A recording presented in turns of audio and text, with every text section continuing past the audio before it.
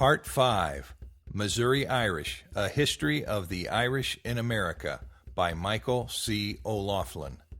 Copyright 2010 from the Irish Roots Cafe and irishroots.com.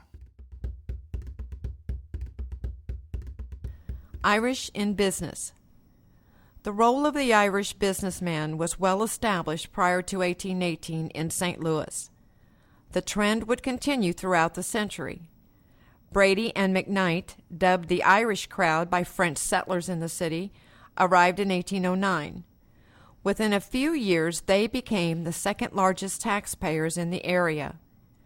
Edward Walsh of Tipperary amassed a fortune in the milling and mercantile business. He pioneered the southeast Missouri lead mines. Walsh, along with early Irish settler John O'Fallon, became two of the 20 incorporators of the Pacific Railway. James Nagle and Hugh Johnson came to St. Louis in 1820 and became successful merchants. These are but a few examples. In banking, the Irish were also prominent.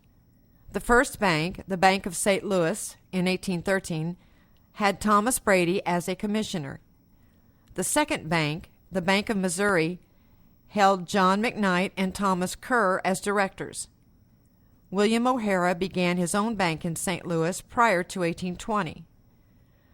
The Bank of the State of Missouri, 1837, held Hugh O'Neill, Edward Walsh, Edward Dobbins, and John O'Fallon as directors. O'Fallon, as well, was president of a branch of the U.S. Bank, started in 1819. John Malanphy's gold bullion was used as the foundation of the U.S. Bank in St. Louis also. These new Irish Americans were a power to be reckoned with. Law and order. The Irish present under the Spanish regime in St. Louis assumed prominent positions immediately under American control. The preservation of law and order was the domain of the Irish American. The sheriff or constable of a town was a most respected position. The existence of the town depended upon the law and its enforcement. The first constable and licensed tavern keeper of St. Louis was William Sullivan. Thomas McGuire, Moses Scott, and Patrick Walsh, all Irishmen, served as justices of the peace prior to Missouri statehood. The first two town sheriffs were Irishmen James Rankin and Jeremiah Connor, both prior to 1810. When Jeremiah Connor was retiring from the position of sheriff in 1810, young Joseph Murphy was a boy of 5 in Ireland. The Irish were governing their own destinies in America. Some basic rights were still denied the Irish population at this time. Not until the coming of Daniel O'Connell in 1829 was Catholic emancipation considered a realistic possibility in Ireland. Another early lawman of record was Sheriff Josiah McClanahan, who performed duties for the governor in 1805 in St. Louis.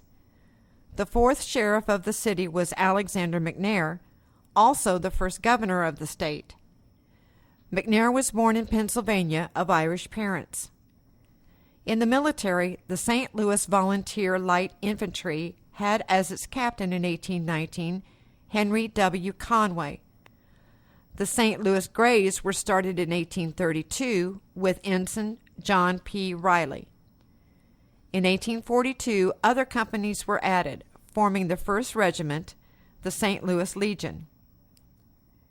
Captain Robert Gorman was the captain of the Montgomery Guards. Daniel Byrne was captain of the St. Louis Guards, and Henry J. McKillop served as captain of the Morgan Riflemen. As one might expect, the Irish were involved in city offices and politics at a very early date. Judge Thomas McGuire served in 1817, John C. Sullivan was a revenue collector in 1814, and men like John Malanphy held numerous political positions. The politics of the day. The political situation in Ireland would remain troublesome for some time. This, no doubt, played a part in the immigration of Irishmen such as Joseph Murphy. The Irish Catholic majority had little to say in governmental affairs. The Ulster Presbyterians were also at odds with British rule on occasion. In America, the situation was more equitable. The Irish-born, Catholic and Protestant alike, would govern their own destinies and assumed important positions rapidly. Joseph Charles printed the first book and newspaper west of the Mississippi. Another group of Irishmen would start a paper in St. Louis prior to 1820. The power of the press was considerable, and the Irish were quickly drawn to the newspaper business. Charles played a major role in promoting Missouri as a territory, 1812, and as a state, 1821, through his newspaper. Then, as now, politics and the news were inseparable. The Irish came to excel in both fields in significant numbers. When incorporated as a city in 1822, the first mayor of St. Louis was Irishman William Carr Lane. The first state senator was David Barton, of maternal Murphy heritage. Barton served as lawyer and as the first circuit court judge to hold court west of the Mississippi. The first board of aldermen was headed by Irishman Archibald Gamble. Irish Americans continued to sit upon that board for the next 15 years. Luke Lawless, a native of Dublin, joined the French service in 1810. In St. Louis, he became a circuit court judge and owner of the St. Louis Inquirer. In its territorial days, John C. Sullivan was the federal revenue collector and delegate to the Constitutional Convention. The son of James Sullivan of Kentucky, he surveyed the northern Missouri borderline in 1816. He later died near Florissant, close to Joseph Murphy's original destination in St. Louis. Benjamin O'Fallon was nominated to the electoral ticket in 1828 by the Friends of Jackson, along with Ralph Doherty. All the men mentioned in this chapter helped establish the early Irish tradition of entering business and politics west of the Mississippi. In that same tradition, Wayman Crowe became president of the St. Louis Chamber of Commerce for a 10-year period. His father was Irish. Crowe founded the St. Louis School of Fine Arts and one of the largest mercantile houses in St. Louis. Missouri's first governor, Alexander McNair, married into an Irish-American family that had arrived in Missouri in the 1700s. The influence of the Irish has been said to have culminated politically in the cities of Western America by 1880. Few recognize that the story begins in the preceding century. Education and the medical arts. Irish peasants received very little in the way of education. In America, men like Joseph Murphy and John Malanphy came to have libraries of their own in St. Louis. Much of their education was self-taught, and a few of Murphy's self-help books had survived into modern times. The Irish went from a lack of education and development in Ireland to a leading role involving the same in Missouri. 2 Irish school teachers had arrived early in Missouri with Daniel Boone. The first English-speaking school in St. Louis was opened by instructor Francis Rocheford, also cited as Rockford and Redford, an Irish-American. In 1821, P. Sullivan was an instructor of English in St. Louis. By that time, Joseph Murphy had advanced in the wagon trade and was making his way in the business world. John Malanphy had sent his children abroad for an education. St. Louis was no match for an education in Europe. Brian Malanphy met the founder of the St. Vincent de Paul Society while studying in France. Brian later started a chapter of the charitable organization in St. Louis, and Joseph Murphy became one of its outstanding members. The Irish contribution to education continued throughout the century. In 1889, John Textbooks Brady would lead the drive to have textbooks made available free of charge. Brady had been born in Ireland and was an alderman and successful businessman. David Rankin Jr. later came to set up the Rankin Technical Institute, which graduated well over 100,000 students. Medical contributions are no less impressive. The Melanphy log cabin served as the first hospital west of the Mississippi in 1828, St. Louis or Sisters Hospital. By 1832, a new building was completed on the same grounds. Another first was the medical school founded by Dr. Joseph Nash McDowell of Kentucky. Popularly known as McDowell's College or Kemper Medical College, it was also called the Missouri Medical College at St. Louis. Irish doctors such as William Moffitt and the dueling doctor John G. Bryan helped finance that same school. Several doctors are found serving in the Civil War in St. Louis, including the first to join the Confederacy from Missouri. The list is seemingly endless. Men such as Dr. Robert Emmett Kane, who was a writer, speaker, and poet, came from St. Louis. Dr. Thomas Dooley was another prominent Irish American in the field. They represented the continuing contributions of the Irish Americans. Land ownership. Many Irish Americans were prominent landholders in early St. Louis prior to 1820. Patrick Cullen obtained real estate from Manuel Lisa in 1804 in St. Louis. Sheriff Jeremiah Connor also obtained land from Manuel Lisa. This is a graphic example of the transfer of the land from French to American control. Men like Connor, McKnight, Brady, and Melanphy became influential property owners, and all of them arrived prior to 1810 in St. Louis. Patrick McMasters Dillon, who was involved in the Emmet Rising in Ireland, also owned land. Dillon's fourth addition in 1840 was one of the last additions to the city. Other large landowners included James Conway, Matthew Boyes, John Hogan, Hugh O'Neill, John Doherty, William Christie, and O'Fallon. Contributions continue. Joseph Murphy was a major contributor to the development of the West. He was aided by the Irish in St. Louis who had arrived prior to statehood in 1821. By 1849, Murphy wagons were the best method of travel in the West until the coming of the railroad. The railroad, in turn, provided employment to thousands of Irish immigrants after the Great Famine immigration to America. Murphy is one of the overlooked Americans who helped shape our destiny. Another Murphy, Patrick Charles Murphy of County Cork, was born on St. Patrick's Day. He founded the P.C. Murphy Trunk Company, the largest of its kind in the West. In the 1850s, Aaron W. Fagan turned St. Louis into a major flour manufacturing center. John Jackson of County Down brought the city into the bulk market in the grain trade. William Kinsella of County Carlow made St. Louis one of the largest inland coffee markets in the world. Henry O'Reilly of County Leitrim opened the first telegraph office west of the Mississippi in 1847 during the peak of the Irish Famine immigration. Patrick Walsh designed St. Francis Xavier Church, the Lindell Hotel, and the Four Courts building.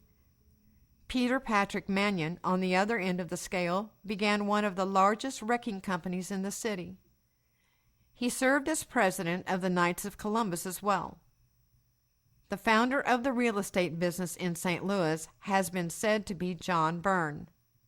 Peter Ferry of County Fermanagh constructed the Vulcan Furnace No. 3, the first of its kind to reduce iron ore using soft coal. John C. Cummings of Londonderry became wealthy as a pioneer glass manufacturer and was known for his efforts at good labor relations. Edward Noonan was mayor from 1889 to 1893. Another prominent Irish name is that of Daniel Donovan, who was born in Ireland. He was a state legislator, customs collector, and member of the Board of Aldermen. He founded the Phoenix Volunteer Company and was its first president. A powerful political figure behind the scenes in St. Louis was Edward Butler. Colonel Ed was a native of Dublin. Arriving in St. Louis at the age of 15, he became a blacksmith. Typical of many bosses of the day, he pulled the strings of political operations while avoiding the limelight. Another Irish trait was his as well. It was said that he was never known to betray a friend. Strong personal loyalties were a part of the Irish politics of the day. Richard S. Blennerhassett of County Kerry was a well-known criminal lawyer who claimed descent from Daniel O'Connell himself. He was city councilor for 3 years and built up quite a reputation. Festus Wade, of Irish parents and born in St. Louis, was a prime factor in organizing the St. Louis World's Fair at the turn of the century. Others, such as Gerald B. Allen of County Cork, owned sawmills and established the Fulton Iron Works. John Elman Liggett established the Liggett and Myers Tobacco Company. Moving into more recent history, the Irish are more easily documented. Few alive today realize how early and how much the Irish American has given to this nation. The Aaron Benevolent Society. The first ethnic society under the American government was the Aaron Benevolent Society. Composed of Irishmen of both Catholic and Presbyterian persuasions, they gathered at the house of the former sheriff Jeremiah Connor. Their first meeting was held there on February 19, 1818. Formed in the year that Joseph Murphy arrived in St. Louis, this tells us that the Irish were given help and encouragement upon arriving in the city. One of only 4 such organizations listed in the city directory of 1821, it was the forerunner of Irish organizations to come. Formed before similar organizations for other groups such as the Germans, its importance should not be forgotten.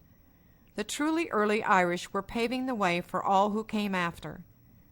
Irish organizations would continue to prosper in St. Louis even into modern times. There are still several active chapters of the ancient order of Hibernians in the area today. The reception of Joseph Murphy. With this background in mind, Joseph Murphy would have been well received in St. Louis. Irishmen had served as the first sheriff, constable, newspaperman, printer, and tavern owner. They were an important part of the fabric of St. Louis society. Brian Melanphy would have been one of the first men Joseph Murphy became acquainted with. Brian held the mortgage on the farm toward which Murphy had been traveling, which was disappointing to Murphy, but later contacts between the two would prove rewarding. William Christie, who had arrived prior to 1810, had become successful enough to sell Murphy some land prior to the development of the Murphy wagon. The Aaron Benevolent Society was just being formed to help Irish immigrants in St. Louis. Murphy represented their purpose, to aid the Irish immigrants coming to St. Louis. He could have found help there. Some of the immigrants would move on, never to be heard from again, such as Murphy's uncles, who had deserted the farm for New Orleans. Others, such as young Joseph Murphy, remained and made a major impact upon the West. The life of Joseph Murphy. 1 year after the lands of Missouri came under American control in 1804, Joseph Murphy was born in Ireland. Baptized as Malachi, he was the son of James and Mary Hullen Murphy. His family lived at Thornogs, near Drogheda in County Louth. Joseph's twin brother, Patrick, remained in Ireland. Another fate awaited Joseph, who was raised a few miles away by his grandfather. At the age of 12, he sailed from Dublin Bay to Liverpool and then to St. John's, Newfoundland. He then boarded the Duchess of Richmond, traveling to Philadelphia. His 19-year-old aunt accompanied him on the 9-month journey to St. Louis. The farm of the 3 Hullen brothers in St. Louis was their intended destination. The Hullen brothers, however, were more inclined to theater and Shakespearean drama than they were to life upon the farm. Joseph and his Aunt Bridget were looking forward to a warm and comfortable welcome from them upon arrival. St. Louis was growing, and Irishmen were prominent citizens of the day. Charles had begun his newspaper over a decade ago, and another paper had been started by rival Irishmen as well. Brady and McKnight had arrived and set up shop with the rest of the Irish crowd when the town was still strongly French. John Malamphy, the first millionaire west of the Mississippi, and his son Brian were well known and influential. The first sheriff, Jeremiah Connor, was actively engaged in assisting new Irish immigrants and formed the Erin Benevolent Society in the year of Murphy's arrival. The Irish were the largest foreign-born element in the predominantly Roman Catholic city at that time. Only 12 years old, Joseph Murphy didn't know too much about St. Louis life. As they traveled overland to Pittsburgh and down the Ohio to Shawneetown, Illinois, he was probably filled with anticipation. In September, they arrived by wagon on the eastern bank of the Mississippi, anxious to make the crossing. They took a rowboat to the western bank and arrived in St. Louis, docking at Market Street. They were finally home. All they needed was to find the Holland farm and settle in. They were to be disappointed. The Holland brothers were gone, never to be heard from again. After unsuccessfully engaging in the whiskey business, it was rumored that they left for New Orleans. The farm was now controlled by mortgage holder Brian Malamphy, a man who would have continued contact with Murphy. Homeless and tired, Joseph worked as a farmhand in Florissant, near his original destination. The Malamphys had tried to establish a colony of Celts near Florissant, but it was apparently unsuccessful. His Aunt Bridget stayed in the city, which was rapidly becoming a trade center. Thousands of settlers would move west through St. Louis. This fact would shape young Joseph's future. Joseph's Aunt Bridget became acquainted with Matthew Doherty, who had a shop in town along with his father. Matthew Doherty soon convinced the young Joseph Murphy that his future lay in the town, and Murphy became an apprentice wagon maker in 1819. As an apprentice, Murphy watched the Conestoga wagon being made. These wagons, originally made in Pennsylvania in the 1700s, were used for over 100 years by American settlers. The Conestoga wagons were large enough to hold about 1,000 pounds of cargo. They were easily recognizable with a concave bottom, higher at each end than at the bottom. The Murphy wagon, however, would be the wagon that crossed the Santa Fe and Oregon trails as the preferred method of travel. We have seen how Joseph Murphy had crossed paths with the Malamphy family immediately upon arrival in St. Louis. In 1836, he purchased property from another Irish businessman, William Christie. Christie had arrived in the first decade of the century, and his influence had grown considerably since arriving from Pennsylvania. At first, Murphy was just another wagon maker, repairing wagons, making plows, yokes, and other implements for use on the frontier. Small orders and repairs were the work of the day. In the late 1840s, large orders began to come into Murphy's shop. The small settlement of Kansas City ordered 8 wagons in the person of P.M. Choteau. The government soon began to increase its orders and became Murphy's largest customer. Murphy had developed a reputation for fine craftsmanship. He personally selected only the best wood and took pride in each step of the wagon's construction. The Murphy wagon. The traffic along the Santa Fe Trail brought much business to Joseph Murphy. In turn, Murphy's wagons helped develop the Santa Fe trade. William Bucknell, the founder of the Santa Fe Trail, first arrived there in 1822. The Murphy wagon did not yet exist. Subsequently, trade increased between the Spanish and American cultures. The traders on the way west had to be outfitted, and often a new wagon was needed. St. Louis was the last major city before heading west. Independence and Westport became the western points for caravan organization. Wagons were often shipped unassembled from St. Louis to the caravan site. In 1839, the Mexican government placed a $500 tax upon each wagon load of merchandise entering the province. This severely hampered the trade and settlement of the West. It was then that the first new Murphy wagon was born. Murphy set about making a wagon which would hold 4 to 5 times the normal load of 1,000 pounds. This enabled the traders to continue their business, reducing the tax per item dramatically. The Mexican War was a boon for Murphy. Generals Kearny and Doniphan would depart from Missouri during these campaigns. Fort Leavenworth, Kansas, was a primary departure point for the troops and supplies moving west.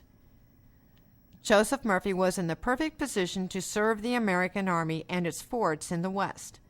Things had never been better for the wagon trade. The Oregon Trail. The Oregon Trail had gone relatively unnoticed until the arrival of the missionaries. They spread the word of its potential upon returning to civilization. In 1834, a Methodist minister left for Oregon, followed by Presbyterians and Catholics in 1838. The first wagon may not have arrived until 1840. By 1845, the word had spread, and 3,000 immigrants arrived. The pioneers, years ahead of civilization, rode in wagons with J. Murphy, St. Louis, painted on the side. Oregon was comprised of more Missourians at one point than any other alien residents. The Oregon Trail was longer and required more accommodations for families moving west. It was for more than armies and traders. Hence, the Murphy schooner came into existence. As with his other wagons, safety and dependability were prime ingredients. His wagons were known for both. After the Great Migration slowed, Murphy built another wagon for general use on the farm or ranch. Much simpler than the Murphy freighter or schooner, it was a sturdy all-purpose carrier. With the coming of the railroad, the wagon business would dwindle. The journey on wheels would now be made on the iron horse. Had it not been for the early traders and caravans that arrived previously, the railroad would not have crossed the Mississippi. Murphy's men. After growing into a sizable operation, the men who built wagons were sought out by many wagon makers, not just Murphy. Murphy offered the third floor of his building as living quarters for his men. This would have been an attractive fringe benefit to many workers. The German workers formed the backbone of his organization as consistently stable, hard-working men. Others worked well, but were inclined to take a day off now and then. Some of the Irish surnames found in his employment were Hugh Lynch, William Lynch, Samuel McCutcheon, carpenter, Francis Brennan, Patrick Corcoran, and J. Shannon. Offspring of J. Murphy. Added to his other accomplishments, Murphy survived 3 wives. His first 2 wives were Protestant, whom he converted to Catholicism. His third wife, who mothered all surviving offspring, was the daughter of John and Catherine O'Shane Higgins. Mrs. Murphy was christened Mary Frances, and her former husband, Frank Mooney, left her with 2 children upon his demise. 10 children of the Murphy family are listed here. James H. and Mary Josephine, who were twins, just as his father had been. John Bernard, who died at 2 weeks. Vincent Paul. Eva Eugenia. Harold Aloysius, who died at 30 of scarlet fever. Anselm Bernard. Ambrose Liguori, Catherine Genevieve, and Luke Ignatius. It is interesting to note that Joseph Murphy had become a member of Brian Melanphy's organization. Brian was the one who held the title to the lands of Murphy's uncles, who had moved on to parts unknown. Brian had founded the St. Vincent de Paul Society in St. Louis, which was a society of laymen dedicated to helping the needy. Joseph Murphy became a member of the organization, which was said to read like a who's who in St. Louis. This organization undoubtedly aided the Famine immigrants from Ireland when they arrived in St. Louis. Upon Murphy's death in 1901, the face of America had been altered. Arriving as a parentless child from Ireland in the wild territory of Missouri, life would have been difficult. He advanced from sweeping floors and carrying water as an apprentice to becoming an entrepreneur in transportation. Equaled by none in his trade, he solved the new problems of travel on the frontier. He made the Santa Fe Trail profitable for the trader and supplied the Army and its forts with suitable transportation. He helped thousands traverse the Oregon and California trails in over 200,000 Murphy wagons.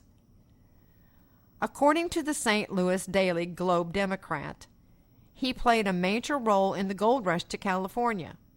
Quote, "During the rush for gold in 1849, Mr. Murphy made all the wagons that left this city for the coast, and travelers returning would meet one caravan after another that was made up exclusively of Murphy wagons." Unquote. In Ireland at that time, the famine was still raging. Irish immigrants arriving in St. Louis sometimes brought cholera with them. One can imagine that Murphy still remembered his voyage to the New World and its initial disappointments. The famine Irish he saw were worse off than he had been. They were poor and often diseased, and there were so many of them. Anti-Irish Catholic and German sentiments were growing to add to the problem. Many of the famine immigrants, one can assume, eventually left the city in Murphy's wagons. They found their dreams in a still more distant place, west of the Mississippi. The Story of the Irish in Kansas City from 1851.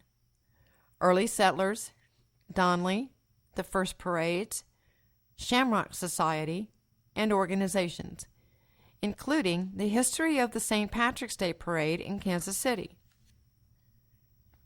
Kansas City held Missouri's second largest Irish-born population. Jackson County was the only area where the Irish substantially outnumbered the German. The first Irish. Lewis and Clark's expedition stopped near the bluffs of the city in the early 1800s and noted how well they were suited for a fort. George Shannon, the youngest member of the group, was only 17 years old. Shannon, after whom Shannon County is named, had no idea that the Irish would help to build a city here. Irish laborers would level these very bluffs, and a Patrick Shannon would become mayor of Kansas City in 1865. Kansas City would not be the largest of the Missouri River towns at the start. St. Joseph held high hopes of becoming the city west of St. Louis, and held a population larger than any other in 1860. Kansas City became the western metropolis of Missouri. Men like Robert V. Kennedy owned and published its first newspaper. Irish laborers cut the first streets through the bluffs prior to the Civil War. These Irish laborers nearly equaled the total population of the city only 2 years prior to their arrival.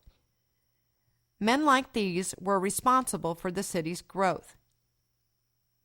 Kansas City was much different from what it appears today.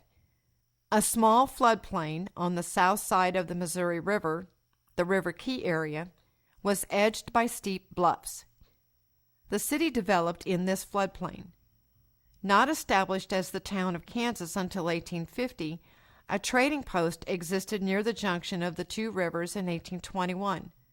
Missouri had just become a state, and Americans were beginning to realize that the vast desert west of St. Louis held promise. With impetus from St. Louis, Kansas City became the dream of a few men. Earliest records. In the 1820s, William Gillis arrived, and Major John Campbell was appointed to the Shawnee Agency just beyond the state line.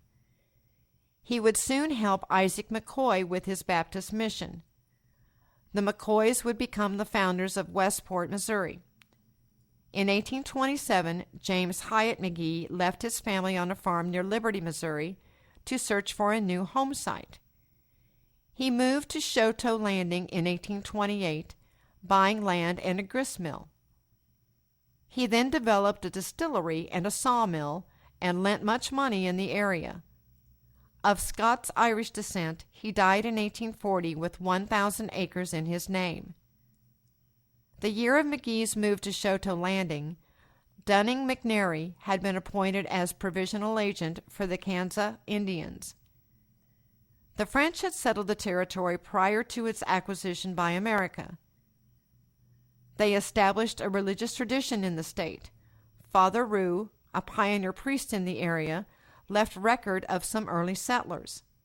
In 1833, a Mr. Riley lived near Liberty and was one of the few Catholics in the settlement of nearly 600 people. He was the son-in-law of Madame Benoist. The same year, Father Roux stayed with Mr. and Mrs. Kelly near St. Charles. The following year, he baptized a slave of Lisa McGillis near Kansas City. On May 9, 1841, Emily McGee of P.P. McGee and Martha Booth was baptized. Her sponsors were B. Troost and Teresa B. Chouteau. William Mulkey was an early pioneer who recalled Father Roux's activities. As an old man, he was interviewed by the Kansas City Star. We can see that the prominent names of Gillis, Campbell, McGee, Troost, and Chouteau were already appearing in the days prior to the development of the city. The Indians were still numerous in the area. Elijah Milton McGee, who became mayor of the city, was fined $800 for selling liquor to the Indians in the 1840s.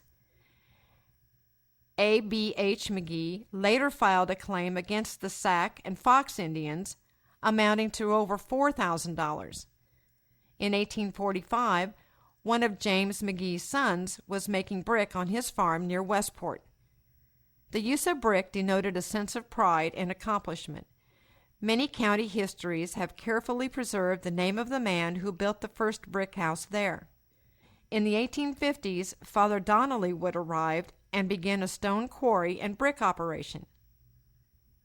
The first newspaper. Robert Vinton Kennedy began the first newspaper in the town of Kansas entitled The Kansas Public Ledger by April of 1851. Kennedy was the editor, publisher, and proprietor of the paper. Published every Friday, offices were located upstairs in Armstrong's frame building on Water Street near Steamboat Landing. In 2 short years, the name of the town would change to the City of Kansas. Kennedy had seen the growth of this small community coming. Just as Charles had begun the first newspaper west of the Mississippi, Kennedy had done so in Kansas City.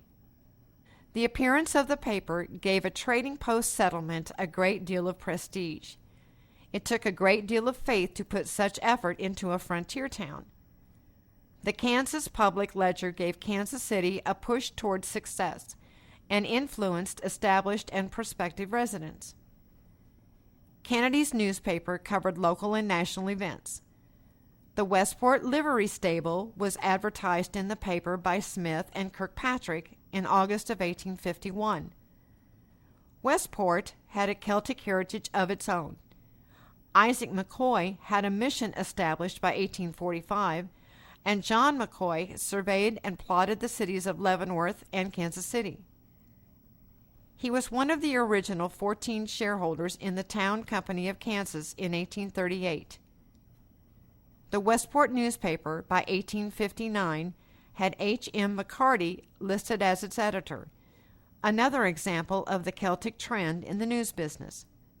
The original members of the Town Company of Kansas also included Fry P. McGee, Jacob Reagan, William Gillis, and Oliver Caldwell.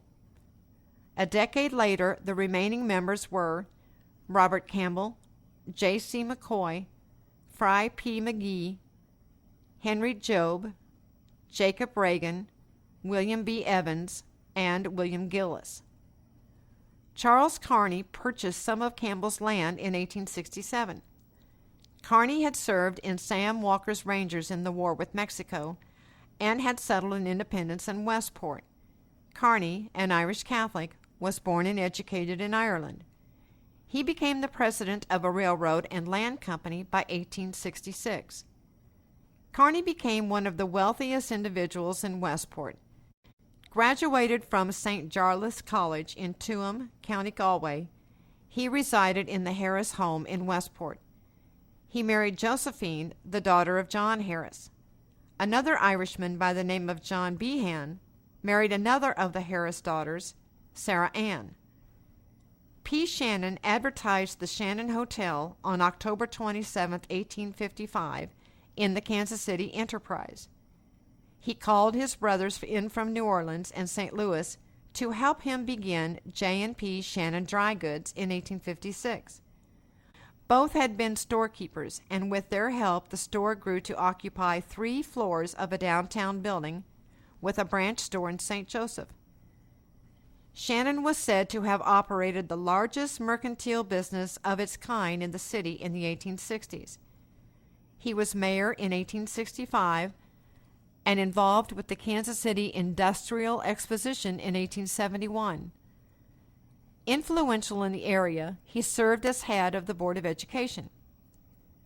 Frank and Joe Shannon built a Democratic political machine known as the Rabbits in the 9th Ward. Another faction was known as the Goats. Joe controlled the police force from 1913 to 1916 and was a U.S. congressman in 1930. Shannon's association with Jim and Tom Pendergast led to continuing political influence. Jim Pendergast, born of Irish parents, arrived in Kansas City in 1876.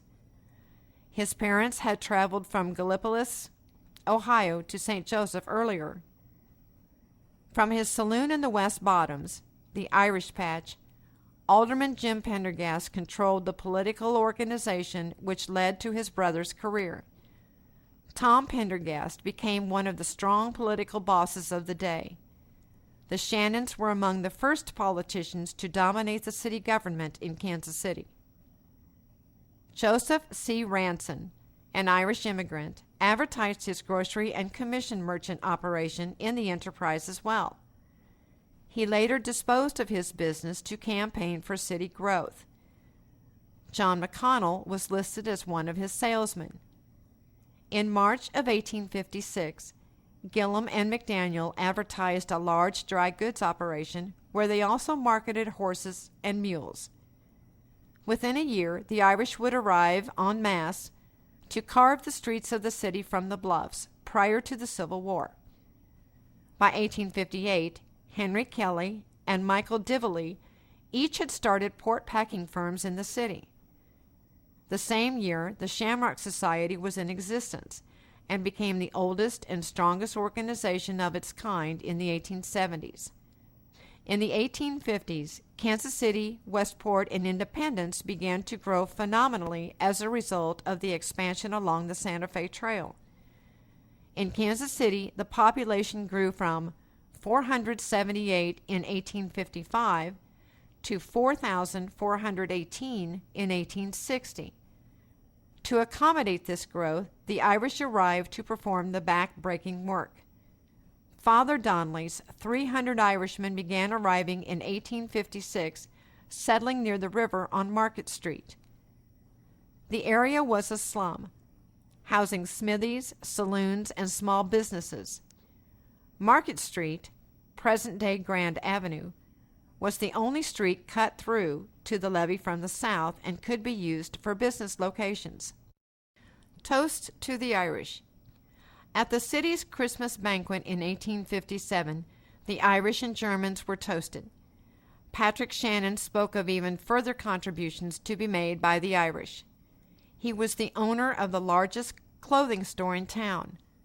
The old French voyageurs were honored with a toast, but none were there to reply.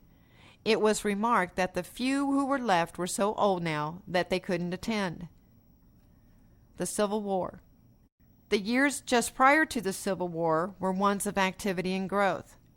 The war brought the progress to a halt, but the city would emerge with startling growth at its end. In the presidential election of 1860, Lincoln lost the vote in both the city and Jackson County, Kansas City accounted for all but 6 of Lincoln's total in Jackson County. High society at the time was either neutral or pro-Southern. Pro-Union strength was supplied by residents from the North and the Germans and Irish immigrants. The Irish and German who were newer arrivals in America were even more inclined to be pro-Union than the more established immigrants. After the war, a second wave of Irish settled in Kansas City following the war. Irish Americans were becoming recognized as Americans, not immigrants. Their tenement housing and immigrant lifestyle were being taken over by newer immigrant groups. The Irish spoke English upon their arrival in America. This would help them individually and as a group politically, enabling them to represent the newer arrivals in America in the government. They rose rapidly in the political scene. During this period of settlement, railroad construction and meat packing plants provided employment in Kansas City and St. Joseph. Taking advantage of these opportunities, many came from Canada and New York. Prominent leaders of the day included Patrick Shannon and Colonel James Lillis of County Clare. Lillis was a successful building contractor, and his son Thomas became the second bishop of the Kansas City Diocese. Lillis High School was named for him. Jim Pendergast, born of Irish parents, became a hotel and saloon owner as well as politician. These new Irish residents of Kansas City settled in 2 main areas. By 1880, 500 Irish families had settled in the West Bottoms, which became known as the Irish Patch. Many unmarried Irishmen worked here for a while and moved on. At the same time, 400 Irish families lived near the Missouri River in Old Town, Cherry, Holmes, Charlotte, and Campbell Streets. Both areas could be viewed as slums, which became commercial and industrial areas during this decade.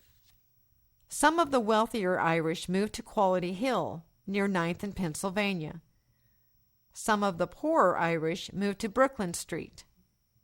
As early as 1872, it was publicly stated that the Irish completely controlled the city government and its officials. The fire and police departments of every major city were Irish by 1880, and Kansas City would prove no exception. The Irish domination of the political scene would last through the 1930s under the regime of Tom Pendergast. The city would then move into a new era of political organization. Irish politics in Kansas City. The following letter was published in the Kansas City Times on March 17, 1872. Following issues would contain numerous letters in rebuttal from all sections of the city. The Germans, Americans, and Irish alike saw no sense in the sentiments expressed in the following comments.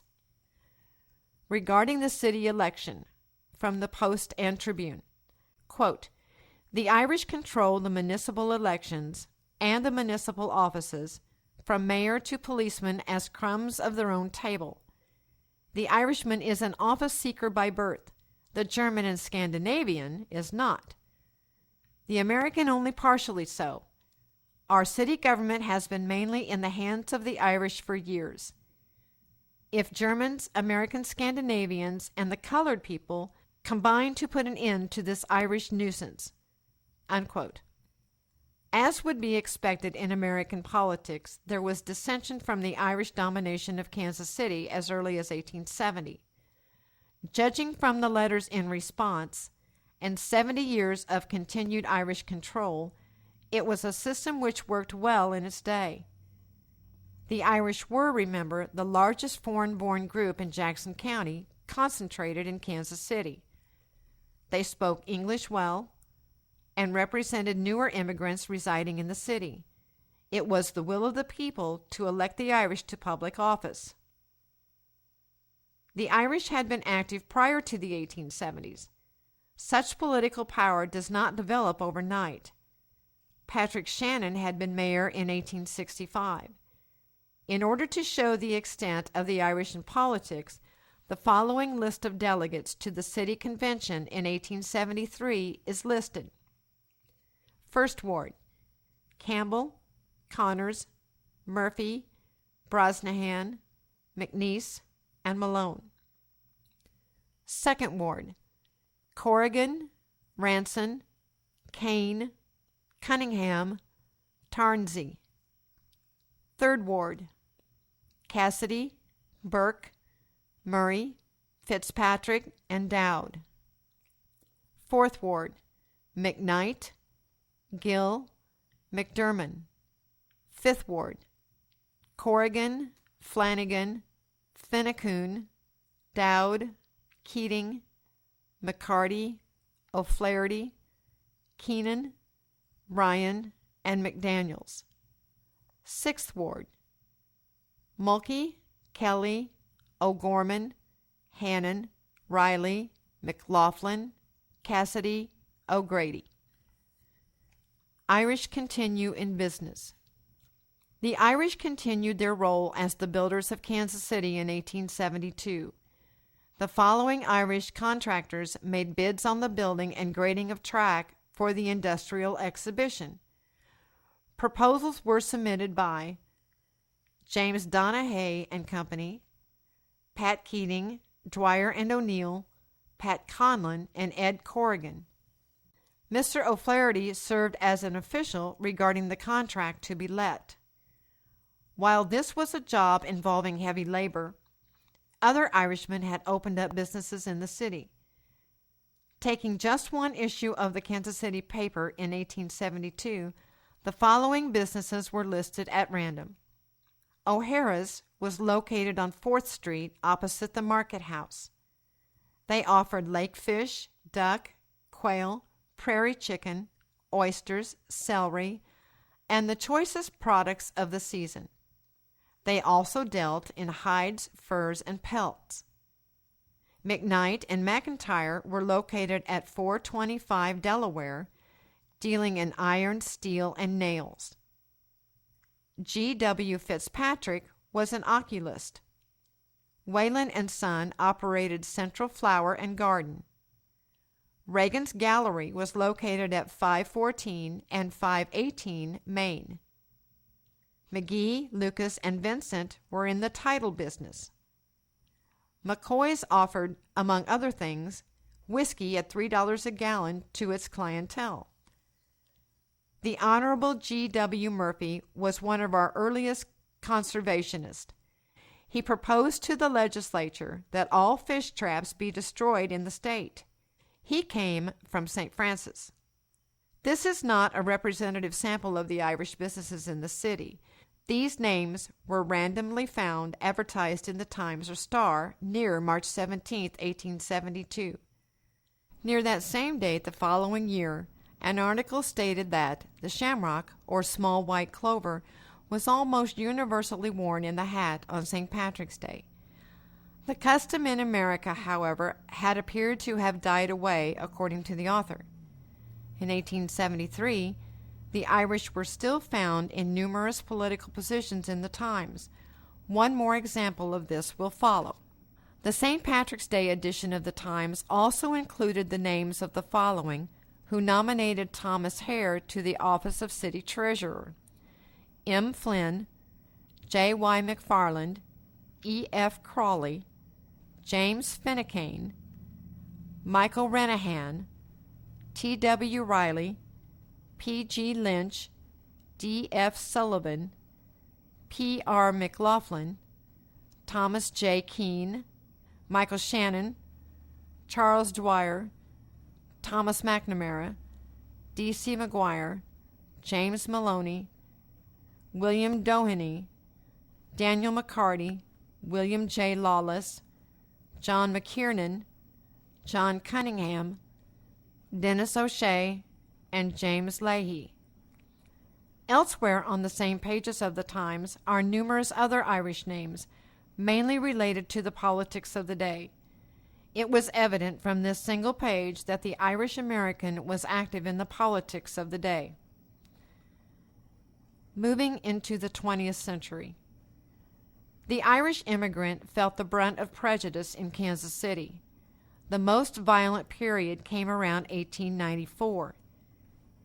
The APA campaigned vigorously against the Catholic population. The Irish Catholics were the main target of their attacks. This brief but ugly period of discrimination declined after the 1894 elections. By the turn of the century, the APA had virtually disappeared.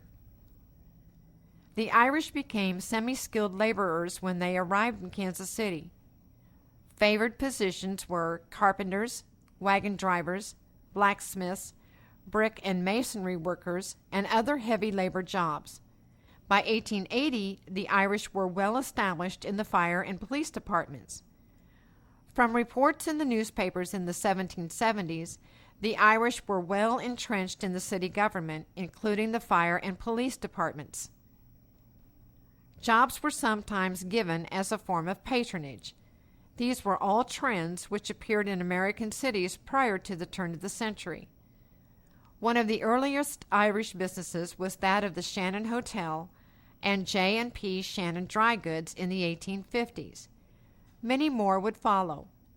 Kelly's Tavern in Westport enjoys a citywide popularity today.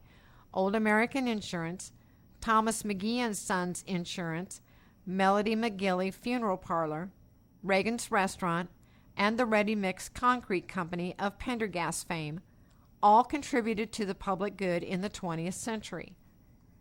The history in these more recent times is easier to trace. There are those alive who can speak of the 1920s with authority. Most of the information we have uncovered in this publication is available nowhere else in print. The early Irish gave us a strong foundation upon which to build, but wasted little energy in documenting their accomplishments. We can now understand with a little more depth the past generations that left us this legacy. As time passes, there will be increased interest in the builders and promoters of the city. From the first newspaper to the men who first carved out the bluffs of the city, the Irish American has been an integral part of the fabric of the area. Father Bernard Donnelly, the builder. From Kilnacreva, County Cavan, came a man who would help shape the destiny of Kansas City. To command the following which he had was remarkable, and certainly deserving of our attention. Bernard was born in 1810 at Kilnacreva, also known as Woodbranch, in the parish of Lara, County Cavan, Ireland. In commemoration of this man of Ireland, 219 conveyances marched through the streets of Kansas City. The procession was 2 miles long and required 45 minutes to pass a given point. You might believe this to be a description of the St. Patrick's Day parade in Kansas City. You would be mistaken. There were 220 floats in the St. Patrick's Day parade in 1982, and there have been parades here since 1872. 118 buggies, 75 carriages, and 3 omnibuses were a part of the procession for Father Bernard Donnelly, the builder, on December 14, 1880. Kansas City at that time was 83% native-born and no longer a frontier town. Half of the city's foreign workers were Irish, mostly laborers from the packing houses. Donnelly had arrived here before the streets of the city had been cut through the bluffs. Having served in the Civil Engineering Corps in Dublin and Liverpool, Bernard took the 80-day voyage across the Atlantic to New York in 1836. He settled in Philadelphia, as did many immigrants from County Cavan. With the help of the Dominican Fathers, Donnelly later obtained a position near Lancaster, Ohio. Here, one of his prized pupils was General Philip Henry Sheridan, whose father had been born in County Cavan. Bernard's students said that, quote, he never failed to punish a youth guilty of a serious transgression, for he always flogged the whole school, unquote. Father Patrick O'Brien, who built St. John's and St. Michael's Church in St. Louis, referred to Bernard as his brightest student. Traveling to St. Louis, Bishop Kenrick assigned Donnelly to Mount Barons in Perry County. He was ordained a priest on May 17, 1845, the first year of the famine in Ireland. He was immediately assigned as pastor of Independence in Jackson County, Missouri. Jackson County held the second largest Irish-born population in the state. Independence became, in the next 5 years, a major stopping point for settlers traveling west. Gold fever broke out a few years after his arrival. Cholera soon came on the wings of the wind to further add to the difficult times. By 1849, entire caravans would be crossing the prairies in Murphy wagons. Many would stop at Independence for supplies. Arriving in Independence after an 11-day ferry ride, Donnelly took up residence at the mansion of Colonel Cornelius Davy, a native of County Galway. In 1848, Father Donnelly purchased a wagon shop for $250 and dedicated it in worship of the Holy Cross. The name was later changed to St. Mary's in Independence. Soon a small building was erected to serve as a school and land purchased for a cemetery. So began the career of the great builder who would serve so many of the new settlers.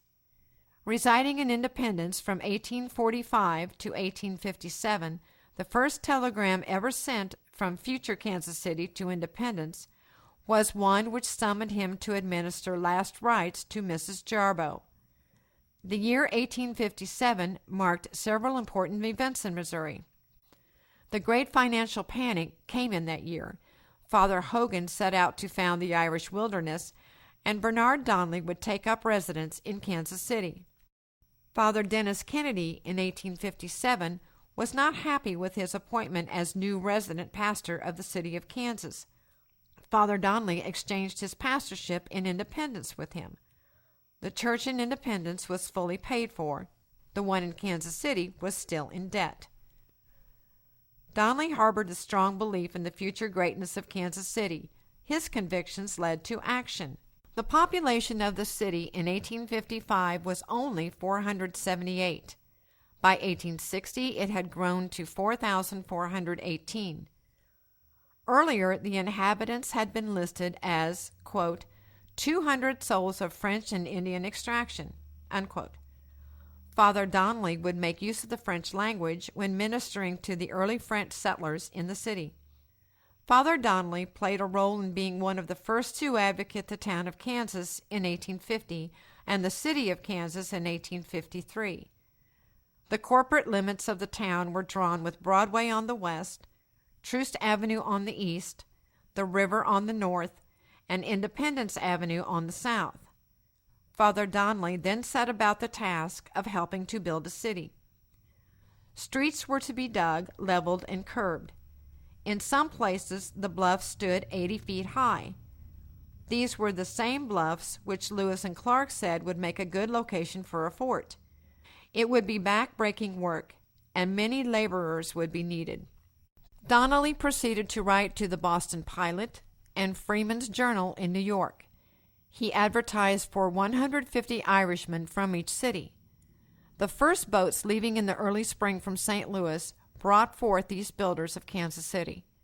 Primarily from the province of Connaught, the 300 arrived between 1856 and 1860. Experienced and well selected, most had labored on public works since their arrival in America.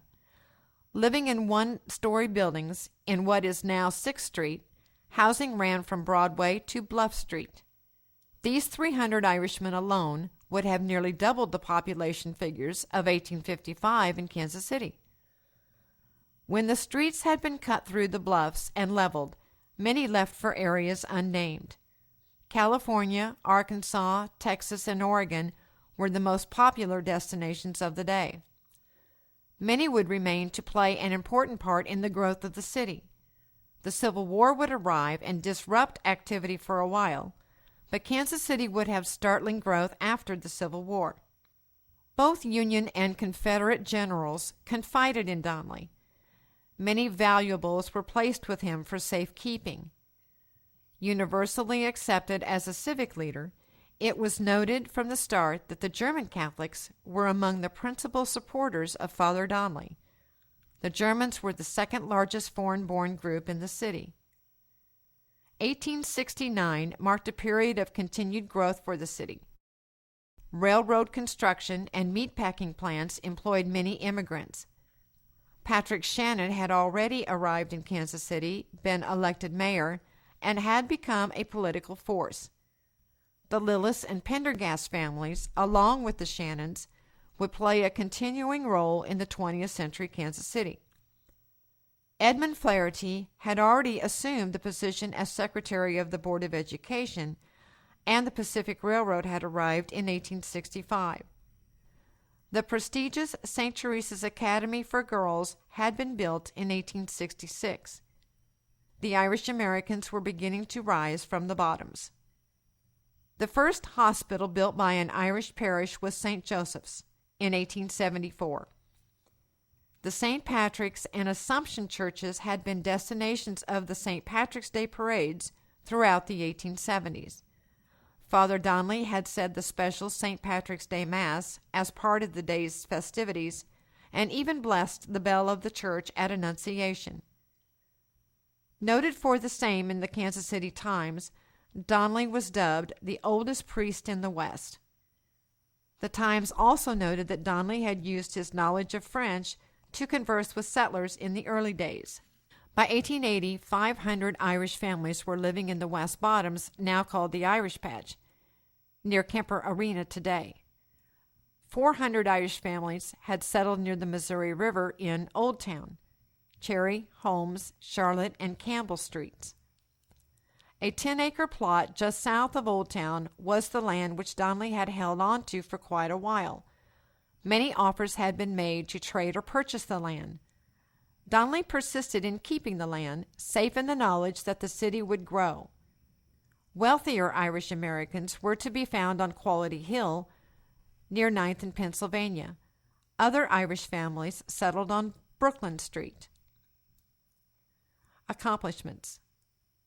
The accomplishments of Father Donnelly were crucial in the development of Kansas City. The original St. Teresa's Academy, St. Mary's Cemetery, St. Joseph Orphan Home for Girls, and the first St. Joseph Hospital were all part of Father Donnelly's efforts. The Cathedral of the Immaculate Conception was built with the funds from the original 10 acres of land which had been entrusted to him, which became Kansas City. Donnelly established a brickyard on the St. Francis Regis Church grounds, originally hand-hewn from rock. He went on to open a lime kiln and a stone quarry. These operations built some of the first public buildings, providing employment for many immigrants. Father Donnelly's replacement, Father Doherty, relieved him on the day before Easter Sunday. Donnelly spent his remaining days in St. Joseph Hospital. On December 14, 1880, at 4:30 p.m., Bernard Donnelly passed from this life. The funeral procession for him was described at the beginning of this chapter. It was in commemoration of the builder and the end of an era in Kansas City. The Times also reported that Donnelly had been close friends with his bishop, the Reverend J.J. Hogan. Hogan had founded the Irish Wilderness Settlement in southeast Missouri. At the same time, Donnelly was bringing in Irish laborers to build the streets of the city in 1858. Father Bernard Donnelly was laid to rest in a metal casket in 1880. His remains would be moved on at least one occasion to more fitting burial sites. His mortal remains now lie at Mount St. Mary's Cemetery. Footnote: Kansas City, Kansas today holds an educational institution by the name of Donnelly College. Founded by an individual other than the above-mentioned Bernard Donnelly, the current president of the college is a native of Ireland, Father Raymond Davern. The Irish-American community is in the debt of this college today.